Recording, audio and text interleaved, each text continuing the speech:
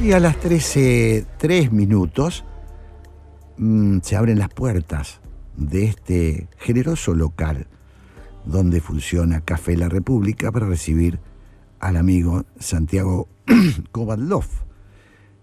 Hace 2 años empezamos esta aventura en la AM 1110, así que tenemos muchos motivos de festejo. Hola Santiago, ¿cómo estás? ¿Qué tal, Jorge? Así es, estamos de cumpleaños, como bien decía nuestra querida locutora. Lo cierto es que no deja de ser no solo un motivo de felicidad, sino de verdadera, yo te diría, renovación, porque si es cierto que llevamos 2 años en el aire, 2 años largos ya, sí. También es verdad que cada programa renueva de una manera notable ese comienzo. No hay por qué obviar esta evidencia de que cada programa es el primero. Cada programa nos depara a nosotros la emoción de volver a empezar, ¿no te parece? Sí, absolutamente. Bueno, lo hemos hablado muchas veces, es el propósito que nos dimos cuando iniciamos este ciclo llamado Haciendo Pie. Nosotros hacemos un programa que la primera exigencia es que nos interese a nosotros.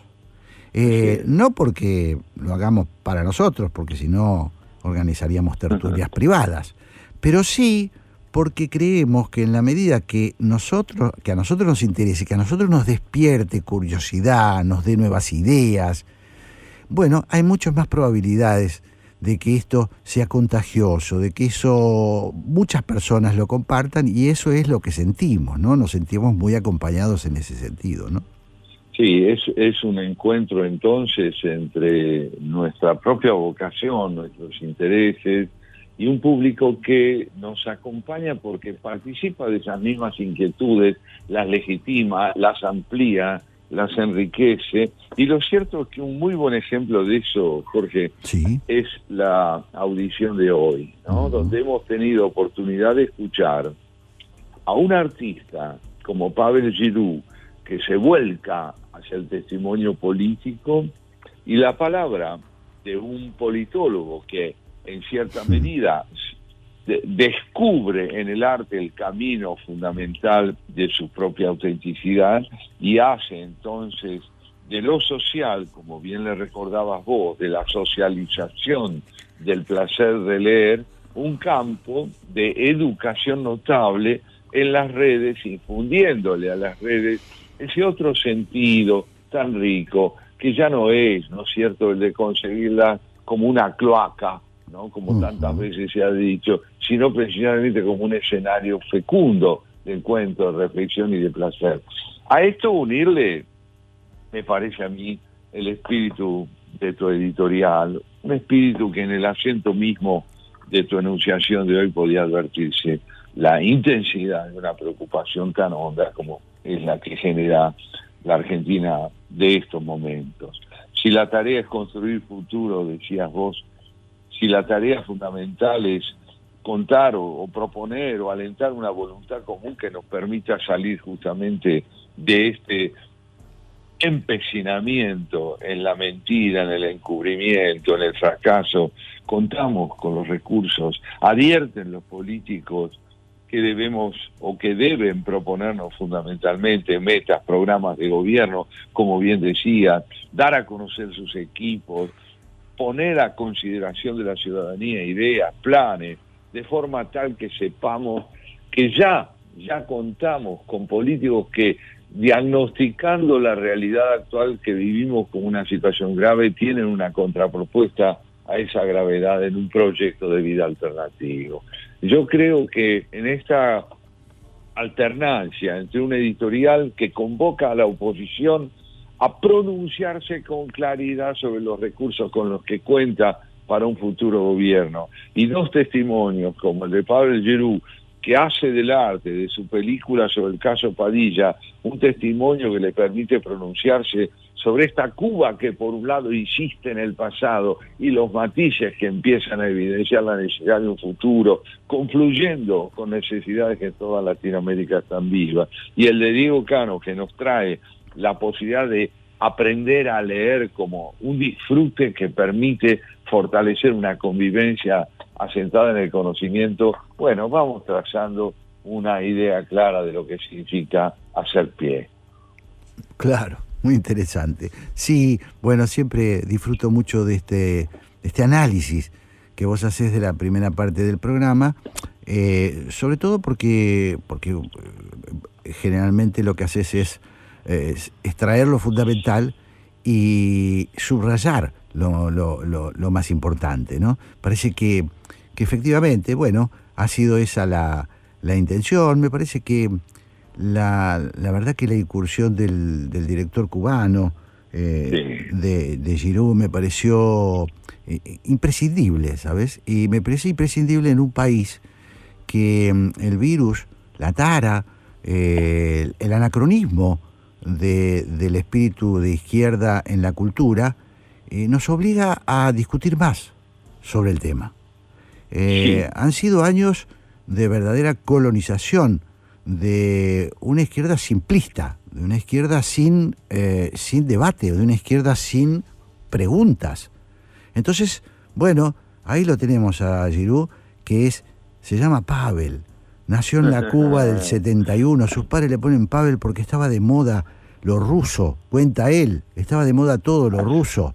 Entonces los padres le ponen Pavel en vez de Pablo.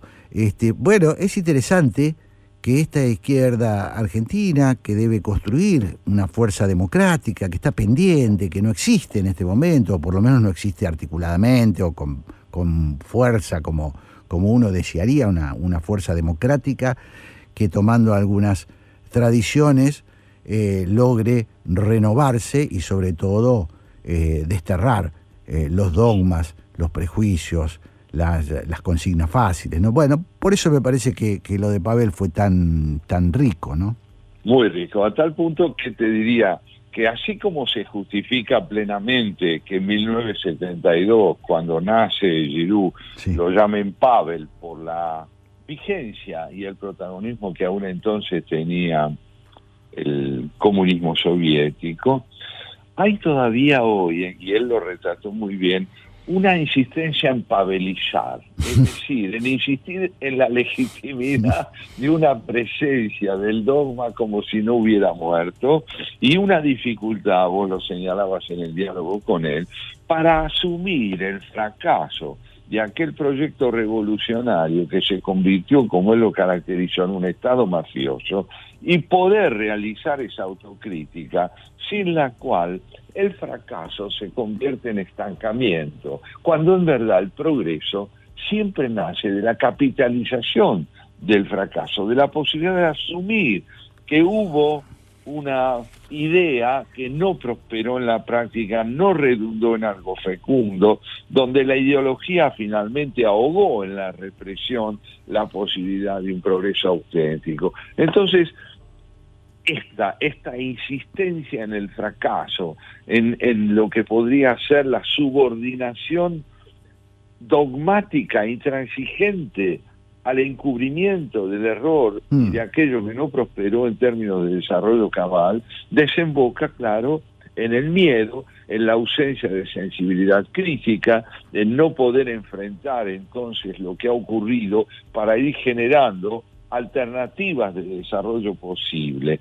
Fíjate vos que en un orden, si se quiere, infinitamente más apacible, esta idea de aprender a renovarse aparece en el planteo de Diego Cano, en un orden, como digo, más apacible y hasta, diría, fecundo en términos de educación, cuando Cano viene a decirnos que a través de las redes no solo es posible transmitir el placer de la lectura, sino renovar el concepto de la literatura. Fíjate qué nos dijo él, sí. Nos habla, dice, a mí me interesa el humor de Kafka, no me interesa tanto el aspecto sombrío, el aspecto trágico, el aspecto de lo inamovible, sino el humor. Y yo recordaba, oyéndolo, sí, que hay un fragmento, vos sabés, del libro que le dedicó a Kafka su gran amigo Max Brod, sí, donde Max Brod cuenta, lo tengo muy presente, cuenta que cuando Kafka se reunía con él y otros amigos a leer los originales de la Metamorfosis, Sí. esa novela formidable, Magnífica. lloraban de la risa. Claro. Lloraban de la risa, es decir, no necesariamente vivenciaban lo que se leía como la expresión de una tragedia, como la expresión de un proceso de enajenación en el que desemboca una vida alienada por un trabajo verdaderamente estéril, sino como algo que les motivaba a ellos la posibilidad de encontrar en Kafka a un humorista también. Estos aspectos donde de pronto la perspectiva frecuente, lo que el prejuicio o las ideas más asentadas tienden a difundir, se transforman y generan alternativas nuevas, bueno, en un orden político, en un orden, si se quiere, más fundamental desde el punto de vista cívico, también deben aparecer, si se quiere, advertir que la realidad está pidiendo nuevas configuraciones y nuevas posibilidades. Y en ese sentido, te quería decir que yo traje hoy un invitado muy particular a nuestra mesa, que es Jean-Paul Sartre. Jean-Paul Sartre. Sí, me ha parecido que hay muy buenos motivos para que conversemos sobre él. Digámoslo, de los que talló en el caso Padilla, y se manifestó en contra del enjuiciamiento de Padilla, ¿no? Estuvo en esa polémica, así que nunca... Sí. De hacer esto que estás señalando, ¿no? Tal cual. Más allá de otros errores que pudo haber cometido y de los que hablaremos en un ratito. Vamos a una tanda y nos volvemos a encontrar, Santiago. ¿Cómo no?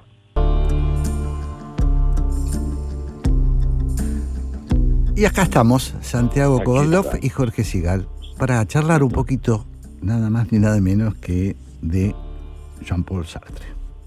Así es, querido Jorge. Vos sabés que la idea, el concepto primordial que yo siento que atravesó implícitamente esta audición de hoy y va inspirando las reflexiones que quiero proponerte para que las consideremos sobre Sartre, es la idea de la libertad, un tema que en Sartre es central. Realmente el espacio literario que le ha dedicado a la tentativa de caracterizar al hombre como un ser que se constituye humanamente en la medida en que sea capaz de privilegiar la idea de la libertad como elemento motivador de su propio proyecto de vida, me recuerda una sentencia de él que resume este espíritu y que vamos a desarrollar nosotros en el diálogo de hoy seguramente, que es esa idea que él expuso al hablar de la historia y al decir, no importa lo que la historia ha hecho del hombre, sino lo que el hombre hace con lo que la historia hizo de él. ¿Cuánto tiene que ver esto con lo que planteaba nuestro cineasta Didou? ¿Cuánto tiene que ver esto con la posibilidad de volvernos sobre la cultura y poder reformular su significado una y otra vez, sobre la política una y otra vez?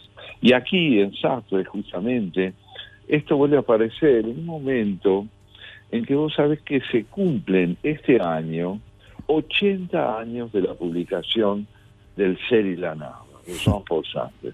80 años de su aparición, 80 años de vigencia, de debate y de discusión en torno a él, y que nosotros tenemos en español esta obra editada por Losada en 1966, hace ya tanto, en una excelente traducción, y que nos trae este planteo que yo lo asocié también con una experiencia personal donde la idea de la libertad de Sartre me llegó directamente porque, como creo que alguna vez te conté, tuve la fortuna a los 16 años de conocerlo a Jean-Paul Sartre.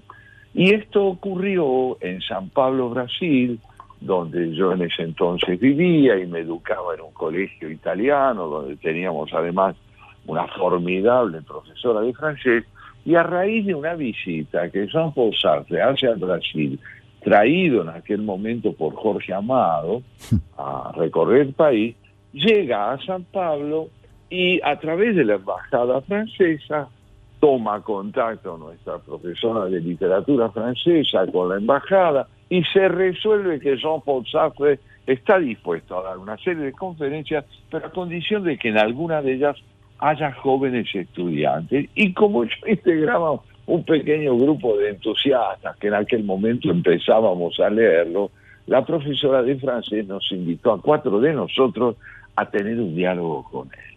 ¡Ay, qué extraordinario! Creo que entre tantas cosas que hablamos no me contaste esta anécdota. Es espectacular. Sí, fue notable. Pero para mí, claro. En aquel entonces yo no sabía que había filósofos vivos. Me estaba empezando a descubrir. Impresionante, claro, qué marca, ¿no? Para quien empieza a despertar en la vocación, todavía no, y se encuentra con uno de los más grandes, sin duda, de los más grandes pensadores contemporáneos, ¿no? Así es, así es. Bueno, el hecho es que se realiza en un gran hotel de San Pablo una reunión pública donde hay muchos periodistas, y naturalmente él llega allí acompañado por Simone de Beauvoir, pero ella mantuvo todo el tiempo durante esa reunión una actitud de discreción muy más bien apartada, y sobre él recae lógicamente el asedio de la prensa, infinidad de preguntas, todo el tiempo le formulan preguntas, lo alientan y hasta cierto sentido lo fuerzan a responder a esto, a aquello, a lo otro. Se habla del mundo en el que se está viviendo, por supuesto se habló en aquel momento de Cuba también, se habló muchísimo del mundo comunista, de su posición frente a la Unión Soviética y de su obra literaria, hasta que en un momento dado Sartre se acerca a la mesa donde temblorosamente lo esperábamos esos 4 estudiantes, que además estábamos balbuceando nuestras primeras palabras en francés, y entonces, claro, cada uno de nosotros debía formularle una pregunta. Y yo le pregunté, dígame, señor Sartre, ¿qué es un filósofo?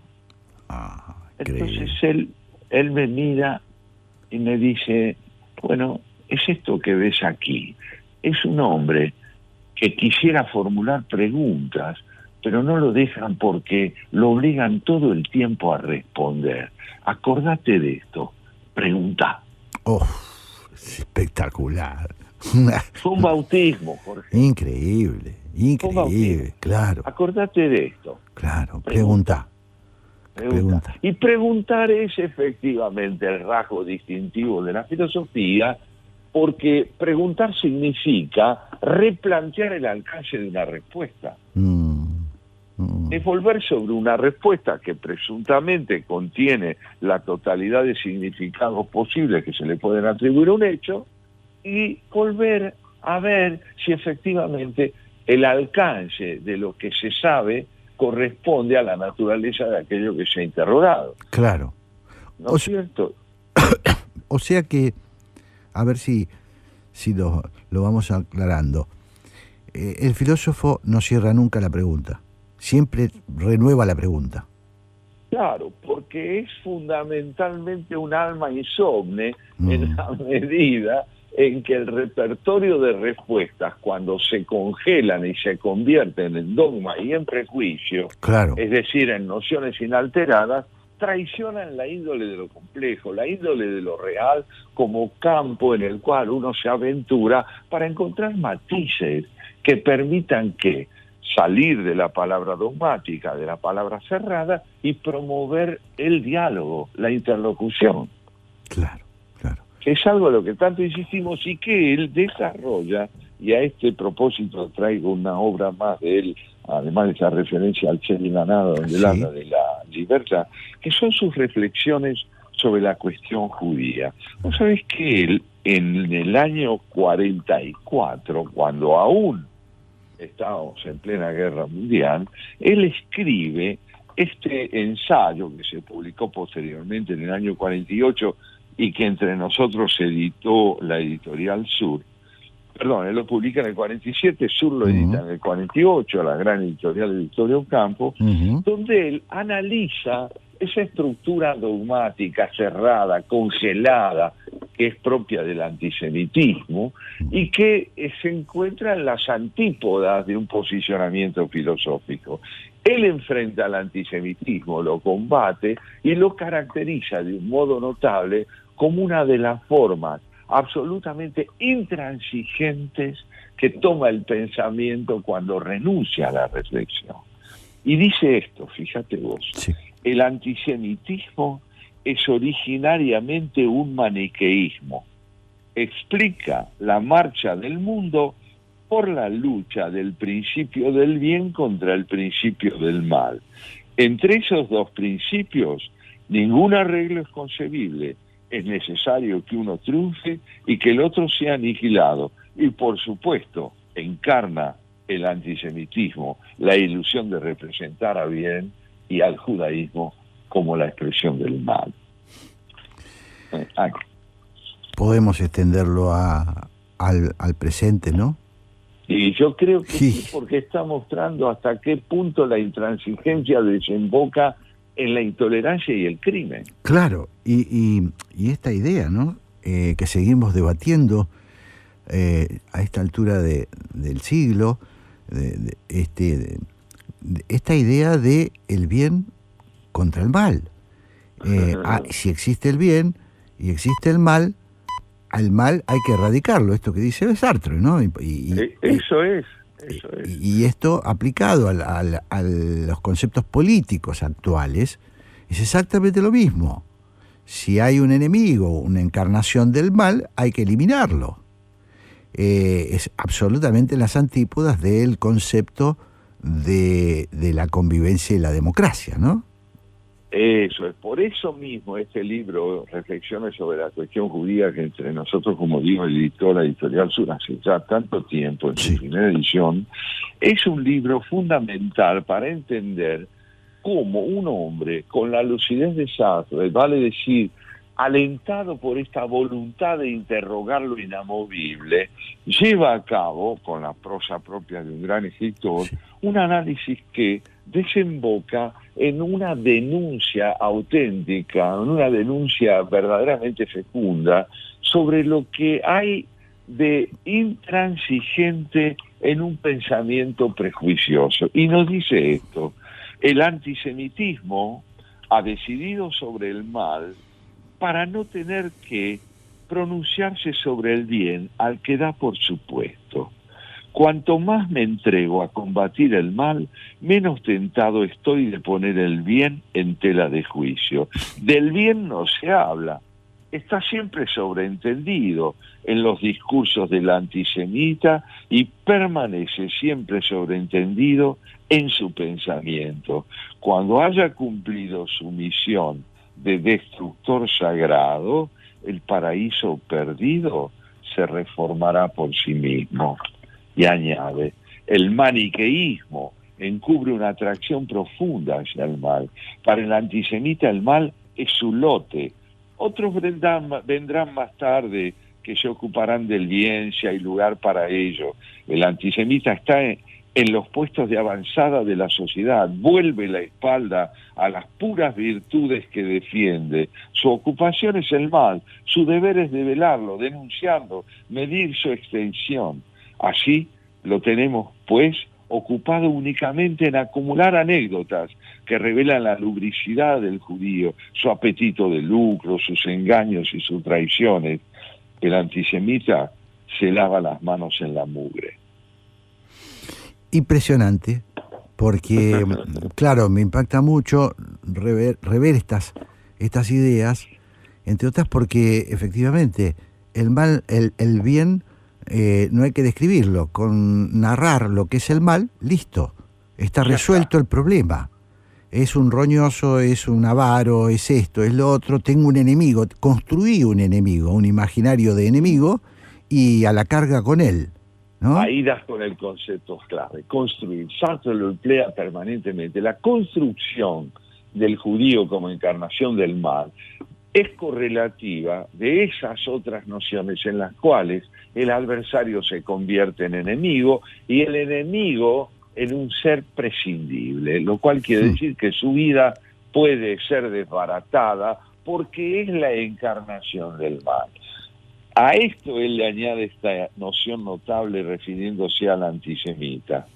El antisemita es un hombre que tiene miedo, no de los judíos, por cierto, de sí mismo, de su conciencia, de su libertad, de su complejidad, de sus pulsiones, de sus responsabilidades, de la soledad, del cambio de la sociedad y del mundo, de todo menos de los judíos. Adhiriéndose al antisemitismo, no adopta sencillamente una opinión, se elige a sí mismo como persona y reduce su persona a lo que odia. Elige la permanencia y la impenetrabilidad de la piedra, la irresponsabilidad total del guerrero que obedece a sus jefes y no tiene jefe. Elige no adquirir nada, no merecer nada, pero que todo le sea dado de nacimiento.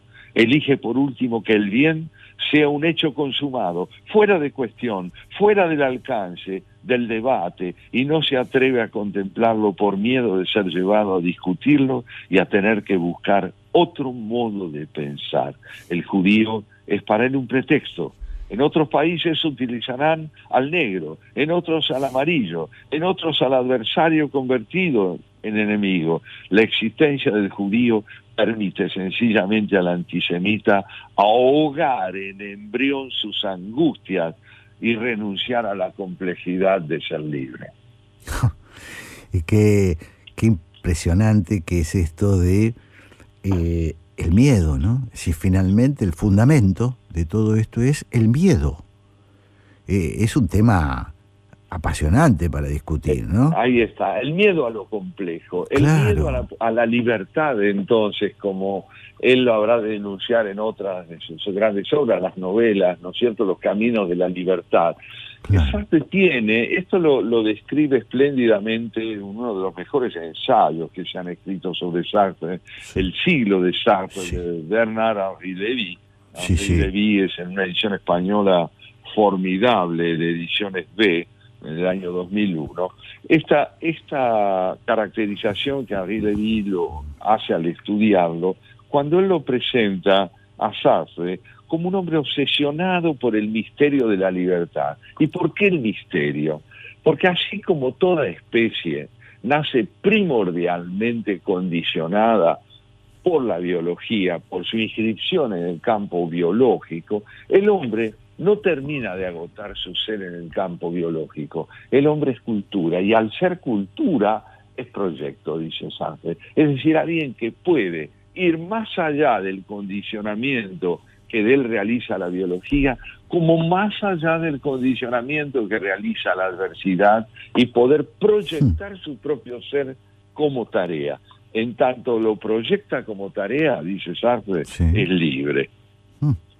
O sea que la libertad sería quizás la característica primordial del ser humano.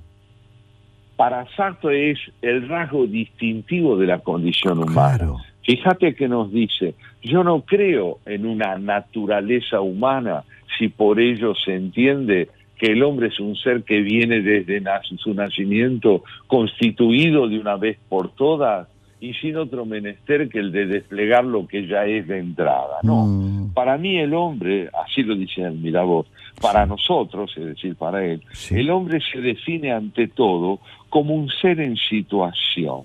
Esto significa que forma un todo sintético con su situación biológica, pero también con la económica, con la política, con la cultural. No podemos distinguirlo de ella, porque ella, esa situación, lo forma y decide no solo sus condicionamientos, sino sus posibilidades. Es él quien le da un sentido a su vida, teniendo que enfrentar los desafíos que le impone, todo lo que lo condiciona y todas las oportunidades que pueden hacer de él un ser propio, es decir, auténtico. Impresionante, muy interesante, me parece muy esclarecedor, ¿no? Y para creo yo, y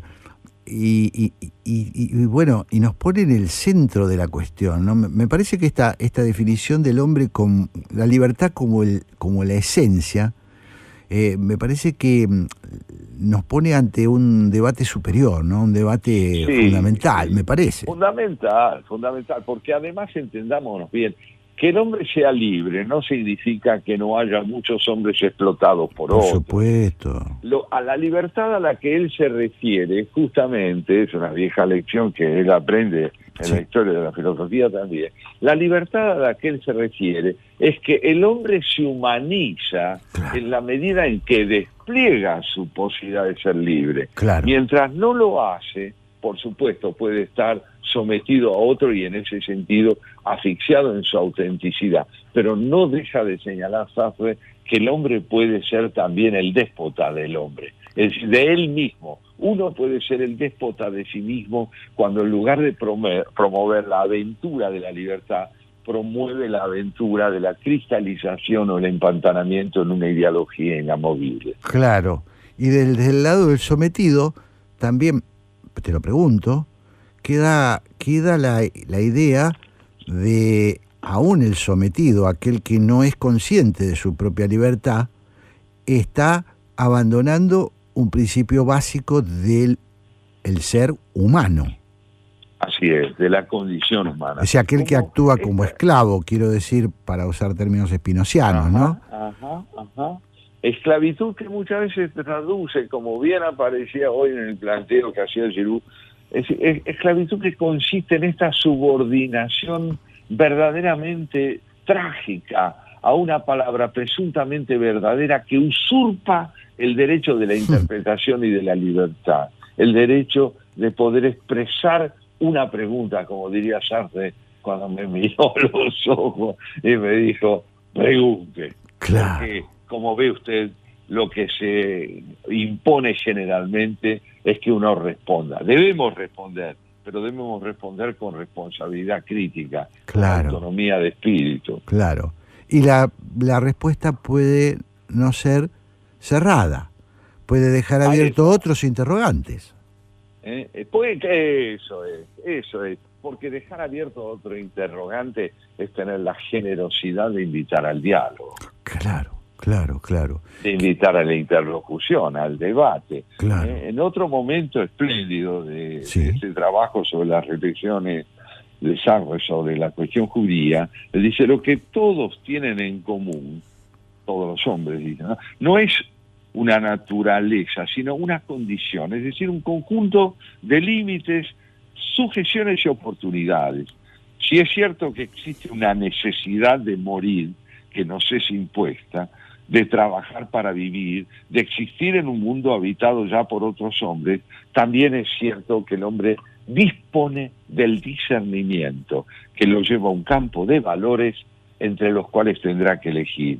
Y la condición no es en el fondo, sino la situación humana fundamental que queda asociada a la búsqueda del propio ser. Muy interesante, ¿no? Me parece que... Creo que sí. Sí. Quizás me surge esta duda, ¿no? ¿Cómo fue posible? Pero no nos va a dar para hablarlo. ¿Cómo fue posible que finalmente Sartre tuviera esa última etapa de adhesión al sistema socialista o esa inhibición de pronunciarse, ¿no? Contra esa opresión, ¿no? Bueno, ahí es verdad, no tendremos ahora tiempo de abordarlo, pero es un rasgo que lo encontramos también en un Martin Heidegger, filósofo Claro, qué buena. El nacionalsocialismo en un momento, ¿no es cierto? O en poetas como Ezra Pound, que terminaron apoyando a Mussolini. Claro. Es decir, pero aquí vale una frase a modo de propuesta que nos trajo Giroud. A veces el miedo para asumir un fracaso hace con que uno encubra las verdades que conoce. Claro. Y en todo caso una conclusión, me parece que también se desprende, es nunca por un error, o lo que consideramos un error, quemar la obra de un autor tan prodigioso como Sartre, ¿no? ¿Qué ha pasado? Ha pasado con muchos intelectuales, ¿no?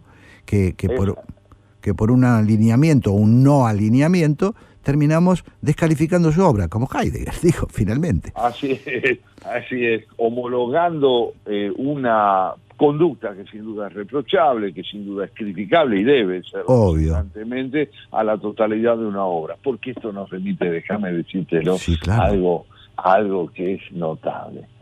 Un hombre puede ser simultáneamente genial y perverso. Claro. Es posible ser fecundo, creativo, enormemente imaginativo y capaz de aportar riqueza al desarrollo del progreso y de la humanidad, y a la vez tener conductas que no son aceptables desde un punto de vista ético.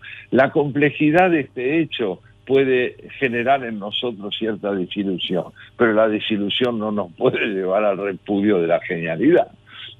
Me parece que es un cierre magnífico, no sé cómo lo ves, a mí me pareció muy interesante tu cierre, como para irnos despacito a disfrutar de un tema, y ya están en la puerta, ya los estoy viendo, Graciela Fernández Mejide y Pablo Marmorato, para que hagamos el pase, la continuidad de la programación de la 1110, porque después empieza ¿por qué?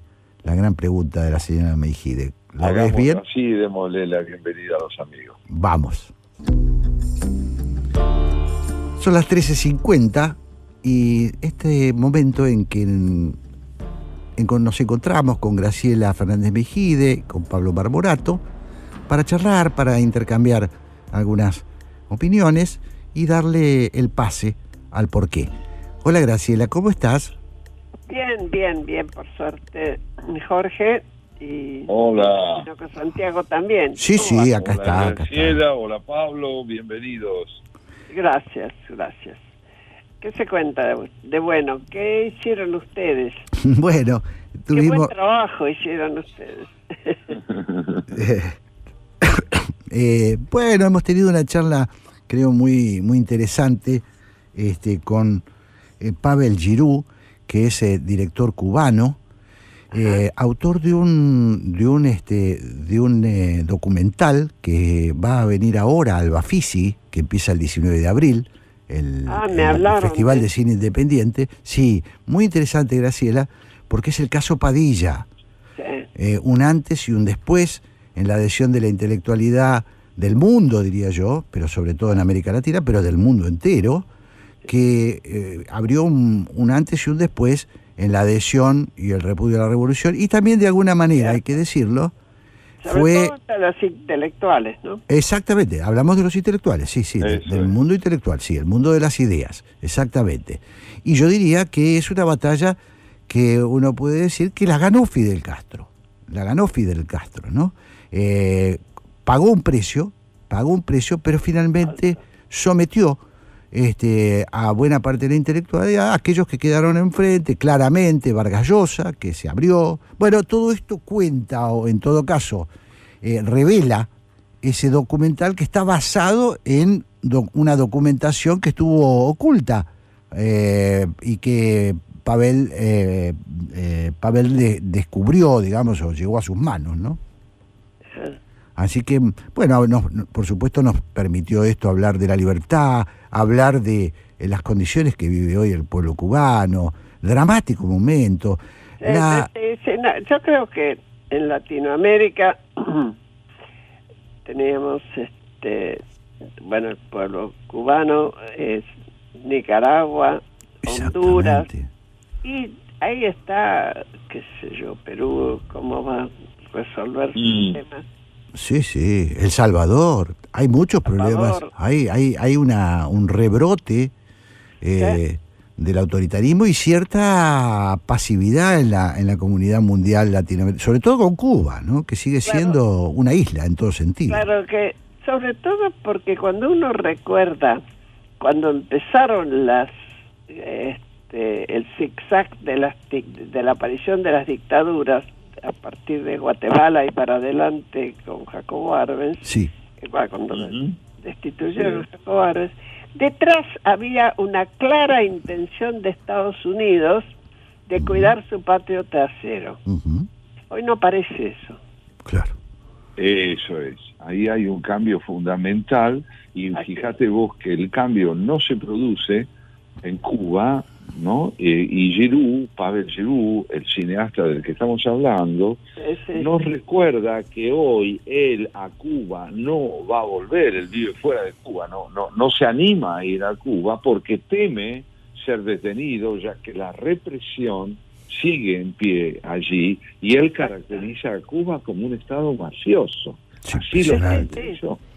Y porque termina siendo eso, porque una autocracia que se prolonga tanto tiempo crea mafias por poderes secundarios, ¿no? Porque la mafia necesita alguien con poder que le garantice que va a vivir, si no son grupetes. Claro, Giroux, Graciela, dice una autocracia, una tiranía, generalmente termina cuando muere el tirano. Generalmente los procesos mundiales han sido de transición. Acá no, acá hubo una designación del tirano, de su heredero, y la continuidad de una mafia que gobierna para continuidad del régimen, ¿no? Claro, sí, y para los 12, 13, 14 que se beneficia, como en Venezuela, donde es un país que tiene más coroneles que ningún otro país, porque cada coronel es dueño de su quintita de producción especial, como con Diosdado Cabello, ¿no?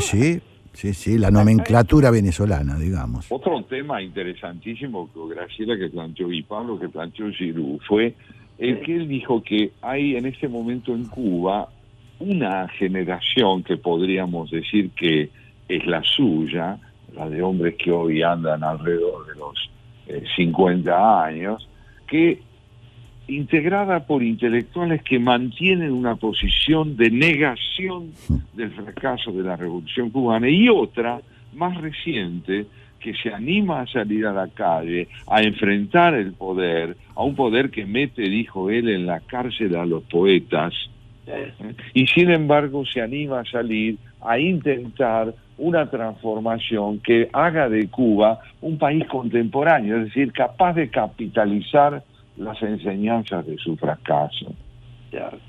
Es que, corríjanme, porque por ahí ustedes tienen mejor memoria. El grupo San Isidro no es que precisamente hacía una distinción de denominación. Ellos decían, nosotros no queremos la revolución, nosotros queremos la vida, la paz y la democracia. Y claro. Ellos cambiaron la consigna patria o muerte por patria y vida, ¿no? Claro. Así es. Toda una definición. Así es. Interesante, bueno. Así que sí, creo que ha sido muy provechoso. A propósito del estreno en el Bafisi de esta película, claro. Creo que hemos tenido siempre nos interesan estas cuestiones vinculadas al terreno de las ideas, ¿no? Eso es lo que tratamos de abordar mucho en nuestro programa. Y hablando de nuestro programa, tenemos unos minutitos, podrían decirnos cómo viene, cuál es ustedes el por qué. Claro. Adelantanos algo. Pablo, sí. Pablo está ahí. Pablo, está calladito, pero está ahí. Contanos, estoy por aquí, me tuve que conectar un poquito después. Aprovecho para saludarlos. ¿Cómo va, Pablo? Y paso el aviso. Estamos con José Octavio Pilo Bordón. Graciela lo conoce muy bien, fueron partes de la escena central en los 90 de la Argentina. A 35 años, se va a cumplir el 9 de julio, de la interna Menem Cafiero. Vamos desde esa perspectiva histórica a abordar, el presente, que los dos, le comentaba a Graciela también, sin hacer política partidaria, José Octavio desde el CARI, Graciela desde el Club Político y tantos otros espacios, tratan de darle una perspectiva a nuestro país. Claro. Y en segundo lugar estamos con Marcelo Cantelmi, un amigo ya de la casa, para analizar las reformas previsionales que hay a nivel mundial llevándose adelante. Ayer la Corte Suprema de Francia dio el aval a la propuesta, a la reforma que está llevando adelante Macron. Así que en eso estamos, amigos. Muy bueno, grandes temas y grandes invitados. Grandes temas y grandes invitados. Y muy agradecida que vienen en día domingo. ¿Sí? Claro. Bueno, exactamente. La verdad es que está para aprenderse a la 1110, quedarse en la 1110 porque bueno, Pilo Bordón y Candelbí me parece que es un programón, realmente. Y ahí la tenemos a Graciela y a Pablo honrando aquella pregunta que yo te decía en la parte final de nuestro programa, de Jean-Paul Sartre, que decía, usted, ante todo, pregunte. Claro. ¿Por qué? Excelente. Tal cual. Bueno, nos vamos retirando nosotros, les vamos dejando el lugar a Graciela Fernández Mejide y a Pablo Marmorato. Viene ¿Por qué? Así que no se lo pierdan. Un gran abrazo, Graciela y Pablo. Hasta el próximo domingo. Chao, Santiago. Abrazo enorme.